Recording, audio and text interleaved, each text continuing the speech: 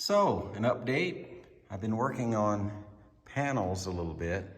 In the last update, I think I got the fuel tank in. And now, according to the book, it's time to put in some of the panels and then the engine. Cinnamon here has been helping me. And so, if we look around here, the other side, I've got the foot box. So what the instructor was saying is to put in these foot box panels, 3 sides on this side, not the top yet. I got a Clico in there, but that one I'll put riv nuts in so I can open it up when I need to. But the instructions don't actually call for putting that one in yet.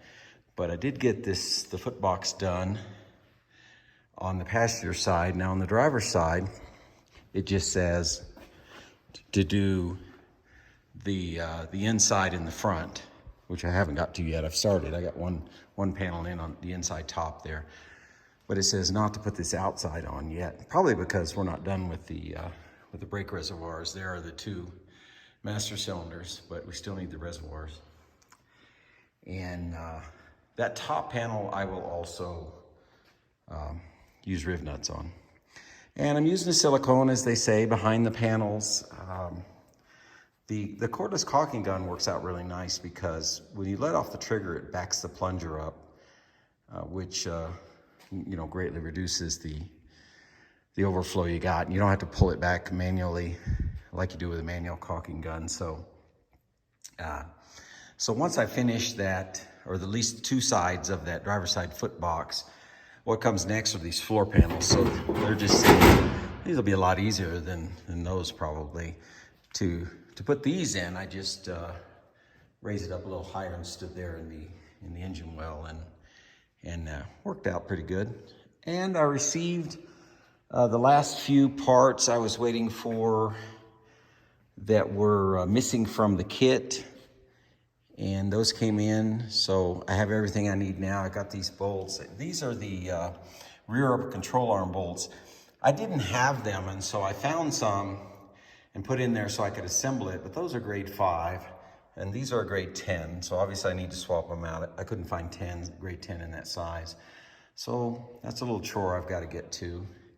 And then on the tank, there's that little bend that was already in the tank right there. I should have flattened it out, but I thought maybe it was supposed to be there, but after getting it in, as you can see, it really needs to be flattened, so I'll drop that tank back out and flatten that at some point. And so I have everything that was missing for the kit. Now I don't have everything that was on back order. I don't have the rear glass. I don't have the seats. I don't have the windshield wiper kit. None of that stuff I'll need anytime soon. There's probably a few more things on that back order that I'm forgetting that I don't have. So, but the stuff is steadily coming in. So, hats off to Factory 5. Everything I read and everything I've experienced myself so far, they do a great job of it. One thing I didn't think about, and I probably should have done, was knock those tone rings off. Those are the tone rings for the anti-lock brakes, which of course this doesn't have. And I probably should have knocked those off of there while I had that hub out before I installed it. But it doesn't matter. They don't hurt anything. And if I take them off again in the future for some reason, I'll probably knock those off. But for now, they'll be there. So I still got to seal this up. There are still some places like here that need to be sealed up. So with some silicone, I suppose. I'll eventually get to that. But otherwise, the riveting's going pretty good.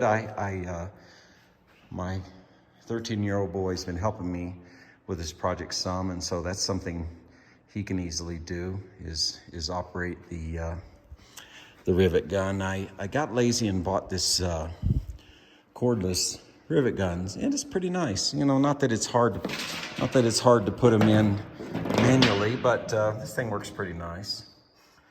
Just kind of pull the trigger. I still use the manual when I need to get into a tighter space, and that's it.